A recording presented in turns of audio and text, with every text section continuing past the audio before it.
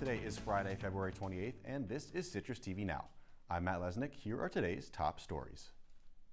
Sadler Hall is turning into a hotel for commencement weekend. SU announced guests will be able to book the dorm from Friday, May 9th to Sunday, May 11th. Check-in is from 5 to 10 p.m. on the 9th, and guests will have to check out by 5 p.m. on the 11th. Rooms will cost $300 for a 2-night package. The Department of Public Safety is increasing security around the BBB complex after a student was robbed at gunpoint late Tuesday night on Van Buren Street. DPS Chief Craig Stone says more patrol officers are being deployed and additional safety shuttles are being added. Stone also emphasized that the investigation is ongoing and anyone with information is urged to call the number on your screen.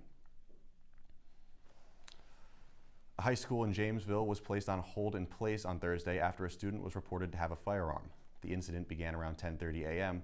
when the school's main office was notified and relayed the information to district officials, prompting an investigation.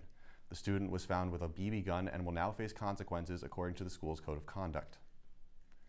Troopers discovered 12 pounds of crystal meth, cocaine, $400,000 in cash, along with 8 long guns in a home raid in Ansville. The primary suspect, 53-year-old Ted A. Cronizer, was arrested Thursday at a nearby home.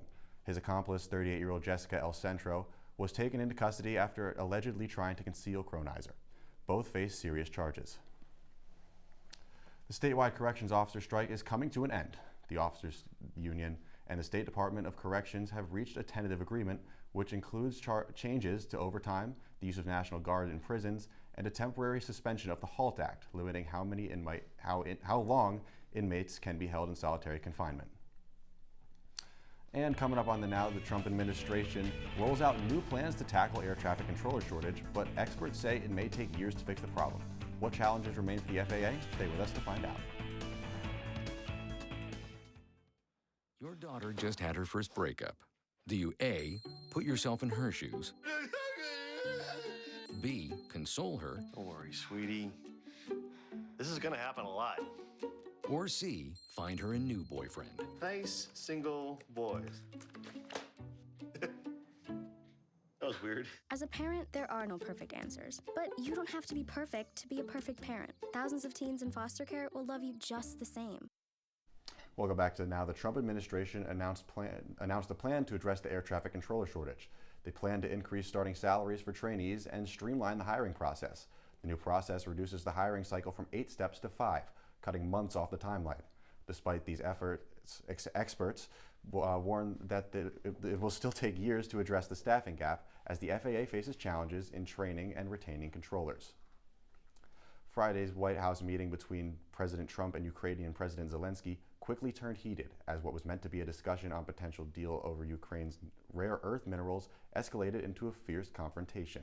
Trump and Vice President Vance accused Zelensky of being ungrateful for U.S. support, while Zelensky clashed over Vance's approach to diplomacy with Russia. Now, it's been a little warmer over the last few days, but it felt a little chillier today. Our Sigourney Bell is in studio to tell us if that trend is going to continue or if those temperatures are going to keep going down. Sigourney? Hey Matt, yes, it has felt a lot warmer. I mean, the sun came out this week. I was so happy. I mean, all of my spirits were lifted. But all we need now is for this snow to clear up off the ground. Right now, it's 30 degrees. It's been cloudy. And like I said, clouds, go away. That's our next step. We need to see the sun. We need all the snow to dry up and for the clouds to stop. But looking forward to tonight, it's going to get a little bit warmer at 35 degrees, which is great. We're going to have 34 miles per wind though, so make sure you do not blow away. I gave you guys a warning there as well.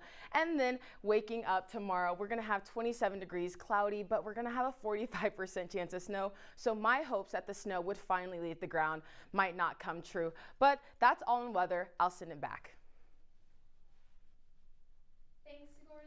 Up on News Live at 6, one SU sophomore is bringing new life to a vintage fashion trend.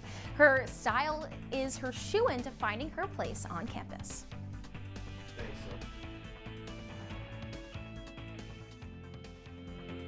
TV News on X and Instagram. I'm Matt Lesnik. The news continues in an hour with Jake Morell and Peter Elliott. Have a nice night.